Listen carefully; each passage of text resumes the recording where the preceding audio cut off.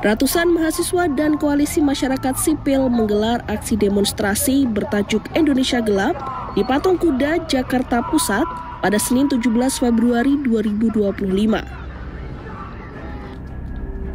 Bahkan tagar Indonesia Gelap menjadi trending topik dan setidaknya telah dipakai hingga 743.000 unggahan oleh warganet.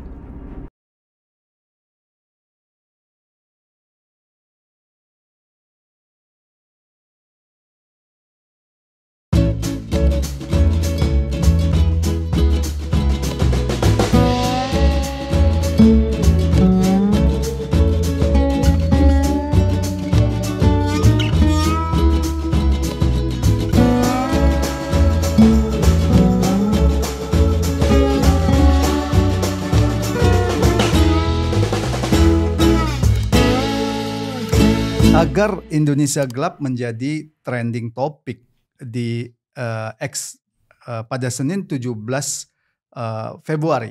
Sebagian besar pengguna X mengungkapkan keresahan mereka terhadap kondisi Indonesia terkini.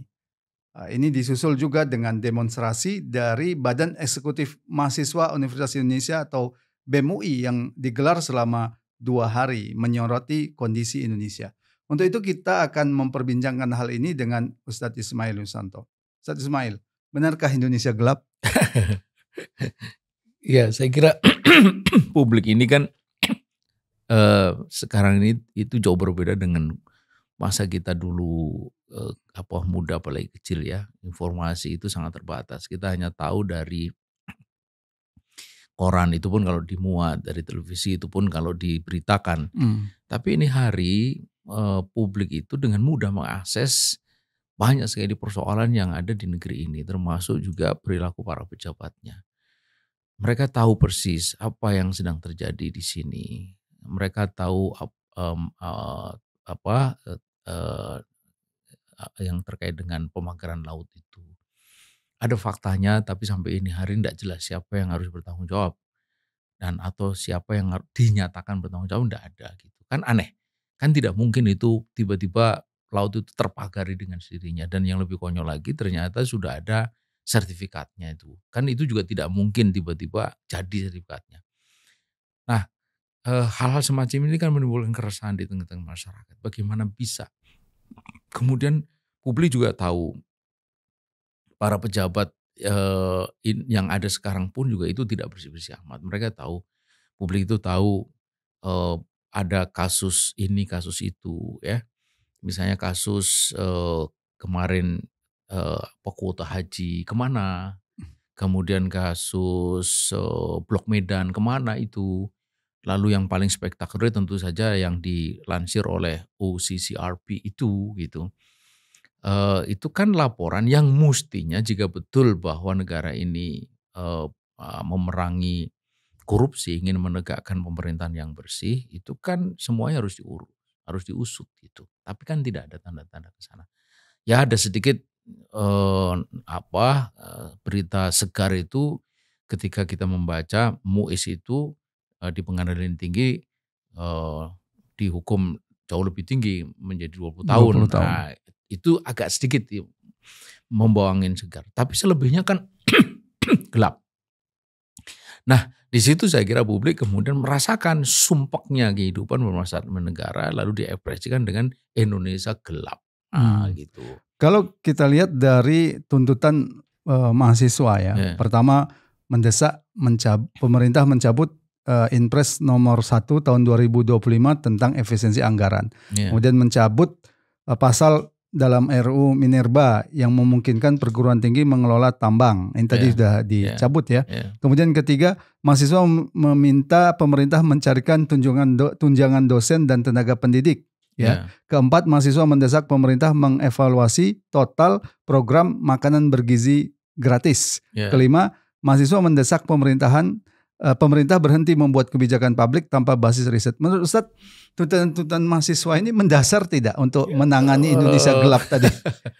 Ya, itu sebagian dari masalah dan itu adalah tuntutan dari perkara yang memang dilihat oleh mahasiswa. Meskipun kita juga harus mengatakan bahwa sesungguhnya persoalan yang mendasar di negeri ini kan bukan itu semua. Itu semua kan sebenarnya akibat gitu. Misalnya mencabut kepres tentang efisiensi gitu.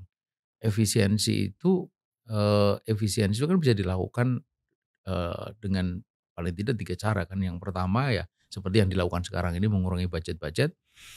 Tapi ada 2 yang dilupakan.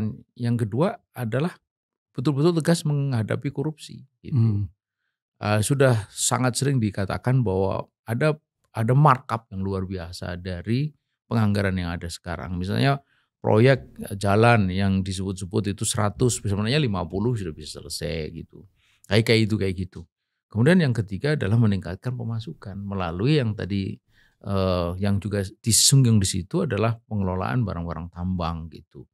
Nah, yang baru dilakukan adalah nomor 1, yang itu kemudian berdampak kepada sejumlah hal yang dirasa mengenai kepentingan mahasiswa, misalnya menyangkut dosen, kemudian menyangkut kualitas pendidikan dan seterusnya, itu yang kemudian diprotes. Lalu tapi yang kedua dan ketiga tidak disinggung gitu.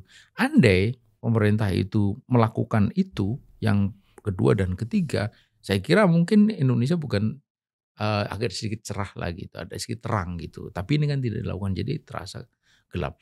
Karenanya maka sebenarnya mahasiswa selain hal itu juga terus mendorong perkara yang lebih substansial sampai kepada hal yang paling mendasar, bahwa negara ini memang sudah terjerembab kepada tatanan yang sekularistik, liberalistik, kapitalistik, ya, di mana tangan-tangan oligarki itu begitu rupa, pemilik modal itu menguasai hampir seluruh sendi kehidupan di pusat itu. Ya, kita tahu kan mahasiswa ini memang ujung tombak perubahan ya, baik itu di masa perubahan Orde Lama menjadi Orde Baru, Orde Baru menjadi Orde Reformasi dan sampai sekarang ini. Tapi kok terkesan mahasiswa ini menuntut hal-hal yang tidak mendasar gitu. Karena dari perubahan yang dituntut itu ya tidak memberikan perubahan yang signifikan. Kalau Ustadz Ismail melihat apa yang harus dikoreksi dari perjuangan mahasiswa? Karenanya ibarat dokter itu memang penting untuk melakukan diagnosis itu. Jadi ini sebenarnya keadaan begini ini tersebab oleh apa gitu.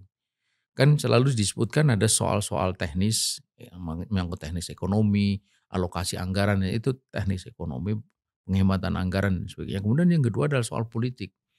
Soal politik itu artinya ini sebenarnya kekuasaan di atas dasar apa, siapa yang mempengaruhi, siapa yang dipengaruhi dan sebagainya gitu.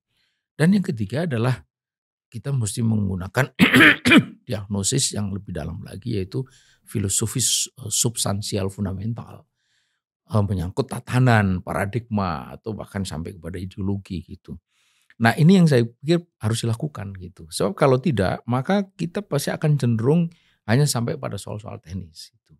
Walaupun jauh paling politis gitu. Seperti tuntutan pergantian rezim yang itu terjadi pada Orde Lama, Orde Baru, Orde Reformasi. Harapan bahwa rezim Mulyono dulu berakhir, ada rezim baru ternyata kan, nah gitu. Ya itu berarti kan tidak cukup sampai pada level politis, tapi mestinya disitu kan filosofis ideologis itu. Nah ini yang mesti dilakukan.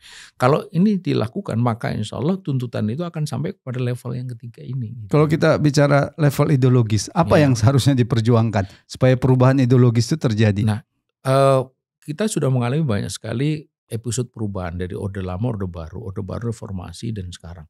Dan semuanya tidak pernah beranjak dari platform sekularistik itu.